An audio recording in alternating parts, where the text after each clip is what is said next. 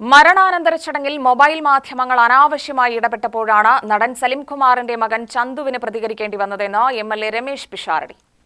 മനുഷ്യന് സ്വകാര്യത എന്ന് പറയുന്നത് മനുഷ്യനെ സംബന്ധിച്ചിടത്തോളം ഒരു ഭരണഘടനാ അവകാശമാണ്. ആ സ്വകാര്യതയിലേക്കുള്ള ലംഘനം അല്ലെങ്കിൽ സ്വകാര്യതയിലേക്കുള്ള കടന്നുകയറ്റം അതിൻ്റെ എല്ലാ അതിർവരമ്പുകളും ലംഘിച്ചൊരു കാഴ്ചയാണ് സലീമേട്ടൻ്റെ മരണ വീട്ടിൽ നമുക്ക് കാണാൻ സാധിച്ചിട്ടുള്ളത്.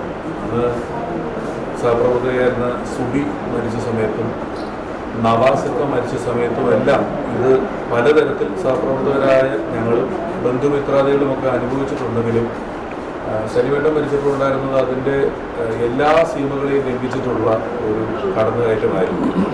അതിൽ എല്ലാ ജോലിയും അതർഹിക്കുന്ന മാന്യതയോടുകൂടി മര്യാദയോടുകൂടി ചെയ്യുന്ന ഒരുപാട് ആളുകളുണ്ട്. അവർ ഞാനീ പറയുന്നതിൽ നിന്ന് പൂർണ്ണമായിട്ട് മെച്ചപ്പെട്ടതാണ്. അവരെ പറ്റിയല്ല ഞാൻ പറയുന്നത്.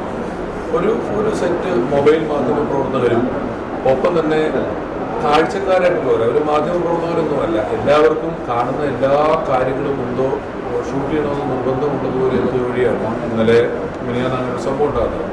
ആകെ ഉണ്ടായിരുന്നത് പോലീസിൻ്റെ ഒരു ചടങ്ങാണ്. ആ പോലീസിൻ്റെ ചടങ്ങിന് ആ തോക്കിൽ തിരിക്കാൻ പോലും സാധിക്കാത്ത രീതിയിൽ ഇതിന് ചുറ്റും ആളുകൾ കൂടി നിൽക്കുകയും ഒരു സംസ്ഥാനത്തിൻ്റെ മുഖ്യമന്ത്രി അവിടെ ഒരു സാധാരണക്കാരെ പോലെ നിന്ന് റിക്വസ്റ്റ് ചെയ്യുകയാണ്, നിങ്ങളൊന്നും മാറി നിൽക്കുക, അവരൊന്ന് ഈ ചടങ്ങ് നടത്തിക്കോട്ടെ എന്ന് അവിടുത്തെ സംസ്ഥാനത്തിൻ്റെ മുഖ്യമന്ത്രി തൊട്ട് ഞങ്ങൾ ഉൾപ്പെടെ മരിച്ചു കിടക്കുന്ന ആളുടെ മകൻ ഉൾപ്പെടെ റിക്വസ്റ്റ് ചെയ്തിട്ടും ഒരാൾ പോലും അതനുസരിക്കാതെ അല്ലെങ്കിൽ ഒരു മാന്യത കാണിക്കാതെ അവിടെ തിങ്ങിക്കൂടിയതുകൊണ്ടുണ്ടായിരുന്ന ഒരു ഔട്ട്ബേസ്റ്റ് ആയിരുന്നു ചന്ദ്രനെ സംബന്ധിച്ചിടത്തോളം. മര്യാദയുടെ എല്ലാ അതിരുകളും ലംഘിക്കുന്ന കാഴ്ചയാണ് സലീംകുമാറിന്റെ മരണദിവസം കണ്ടത്. മുഖ്യമന്ത്രി വി ഡി സതീശനും ചന്തുവും പലകുറി ആവശ്യപ്പെട്ടിട്ടും ഓൺലൈൻ മാധ്യമങ്ങൾ മര്യാദ പാലിക്കാൻ തയ്യാറായില്ല.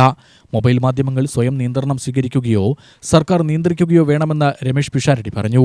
നമ്മൾ ഒരു പൊതുപരിപാടിയിൽ പങ്കെടുക്കുമ്പോൾ ഞാനോ മറ്റേതെങ്കിലും രാഷ്ട്രീയ പ്രവർത്തകരോ സിനിമാ പ്രവർത്തകരോ ആരോ ആയിക്കോട്ടെ, അവർ ഒരു പൊതുപരിപാടിയിൽ പങ്കെടുക്കുമ്പം അവരെ ഇഷ്ടംപോലെ ആളുകൾ ഷൂട്ട് ചെയ്യുകയും അത് ചെയ്യുന്നതിലൊന്നും യാതൊരുവിധ കുഴപ്പങ്ങളുമില്ല. ജനാധിപത്യത്തിൻ്റെ ഒരു നാലാം തൂണെന്ന് അറിയപ്പെടുന്നതും അല്ലെങ്കിൽ ജനാധിപത്യത്തിൽ ഞങ്ങളെക്കാളൊക്കെ വലിയ അവകാശങ്ങളും ജനങ്ങളുടെയും നേതാക്കളുടെയും ഇടയിൽ നിൽക്കുന്നതുമായിട്ടുള്ള ഒരു വിഭാഗമാണ് മാധ്യമപ്രവർത്തകർ എന്ന് പറയുന്നത്. അതിന് ജേർണലിസം പഠിച്ച് പാസ്സായിട്ടുള്ള ആളുകൾ, മാധ്യമപ്രവർത്തകരെ വളരെ ഗൗരവമായി കാണുന്ന ആളുകൾ, അതിൽ ലൈസൻസ് ഉള്ള ആളുകൾ, ഇവിടെ നിന്നല്ല ഇത് പോയിട്ട് ഒരു വിധപ്പെട്ട ലൈസൻസും ഇല്ലാതെ നമ്മുടെ സ്വകാര്യമായ നിമിഷങ്ങൾ നമ്മളൊരു ഫാമിലിയായിട്ട് അത് ഇതിൻ്റെ ഒരു ആക്രമണമെങ്കിൽ ഇത് നിങ്ങൾക്കാണ് സംഭവിക്കുന്നതെന്നൊന്ന് ചിന്തിക്കേണ്ടുന്നൊരു കാര്യമാണ്. മരണത്തിൻ്റെ കാര്യം വിട്ടേക്കുക.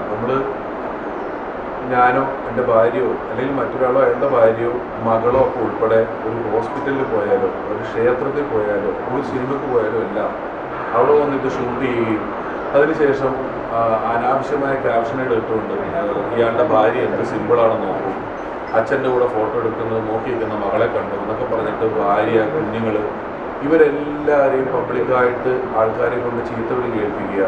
അവർ പിറ്റേന്ന് സ്കൂളിൽ പോകുമ്പം അവരുടെ കൂട്ടുകാരെന്താണ് അവിടെ അങ്ങനെ ചെയ്തതെന്ന് മക്കളോട് ചോദിക്കുക എന്നൊക്കെയുള്ള രീതിയിൽ മനുഷ്യന് ക്യാമറകളിൽ നിന്ന് മാറി സ്വകാര്യത എന്ന് പറയുന്നത് ചെറിയ കാര്യം, സ്വകാര്യതയല്ല, പബ്ലിക്കായിട്ട് തന്നെ നമ്മൾ ഭക്ഷണം കഴിക്കാനൊക്കെ പോകുന്നു, പക്ഷെ അതുപോലും അനുവദിക്കാത്ത രീതിയിലുള്ള ഈ ഒരു പ്രവർത്തനത്തെ, ലൈസൻസ് ആയിട്ടുള്ള ആൾക്കാരല്ലാത്ത ആളുകളുടെ പ്രവർത്തനത്തെ കൂടി, ലൈസൻസ് ഉള്ള ആളുകളെ കൂടി ഇതിപ്പോൾ ബാധിക്കുന്നുണ്ട്. കാരണം മൊബൈൽ ക്യാമറകൾ വന്നിട്ട് നിങ്ങളുടെയൊക്കെ ലൈസൻസ് ഉള്ള ചാനലുകളുടെ ക്യാമറയ്ക്ക് നല്ലൊരു കാര്യം കിട്ടുന്ന പോലും ഇല്ലാത്ത രീതിയിൽ മുന്നിൽ ഈ ക്യാമറയായിട്ട് വരികയാണ്. അപ്പോൾ അതിനെതിരെ